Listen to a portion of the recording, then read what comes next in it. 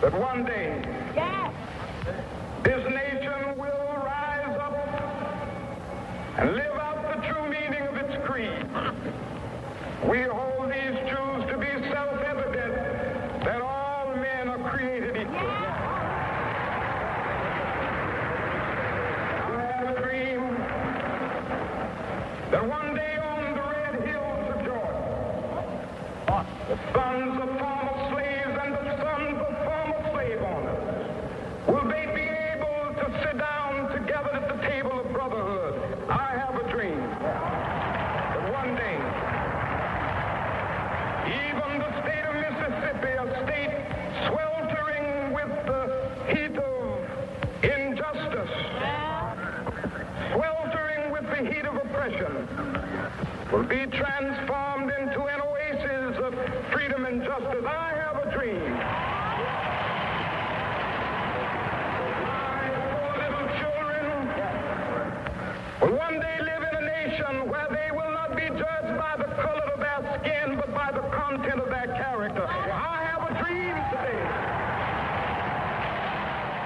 Discours prononcé le 28 août 1963 au Lincoln Memorial à Washington aux États-Unis, dans le cadre des démonstrations massives pour les droits civiques. Un discours qui est souvent cité et qui inspire toujours. Né à Atlanta le 19 janvier 1929, Martin Luther King Jr. grandit dans une famille très religieuse, son père étant pasteur et sa mère organiste. Il grandit au sein d'une Amérique ségrégationniste.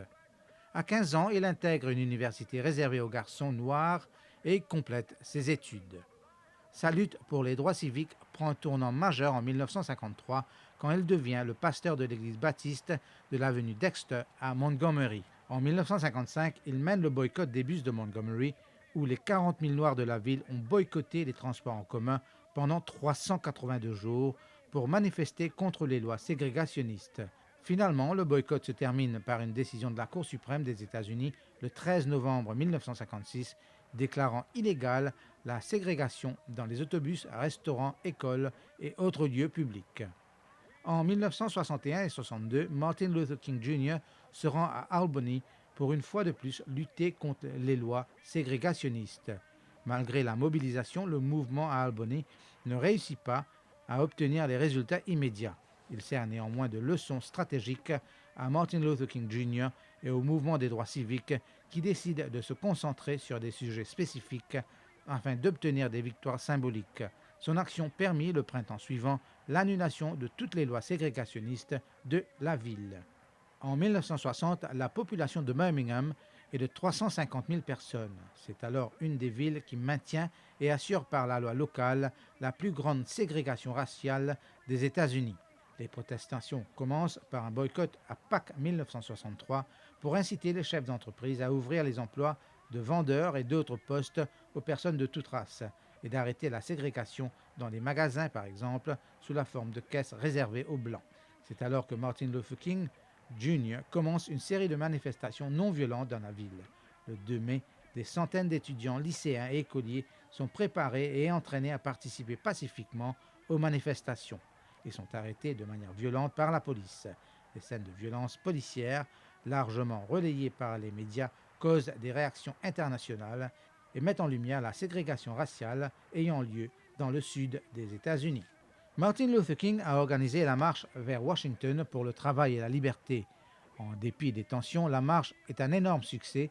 Plus de 250 000 personnes se réunissent le 28 août 1963 face au Capitole, dans ce qui est la plus grande manifestation ayant eu lieu jusque-là dans l'histoire de la capitale américaine.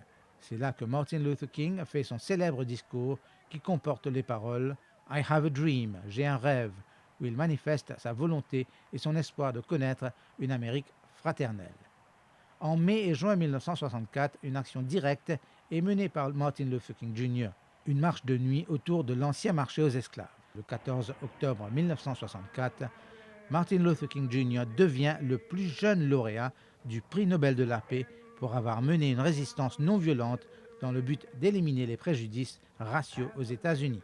En décembre 1964, Martin Luther King Jr. et le SCLC joignent à nouveau leurs forces pour aller à Selma, une ville dont la moitié des habitants sont noirs et seulement 1% sont inscrits sur les listes électorales. Le dimanche 7 mars 1965, 600 défenseurs des droits civiques quittent Selma pour tenter de rejoindre Montgomery, la capitale de l'État, pour présenter leurs doléances au moyen d'une marche pacifique.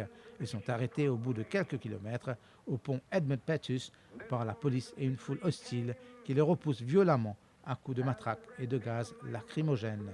Ce jour sera connu sous le nom de Bloody Sunday. En 1966, après les succès du Sud, Martin Luther King Jr. et d'autres organisations de défense des droits civiques essayent d'étendre le mouvement vers le Nord. Chicago devient l'objectif principal. À partir de 1965, Martin Luther King Jr. commence à exprimer ses doutes sur le rôle des États-Unis dans la guerre du Vietnam.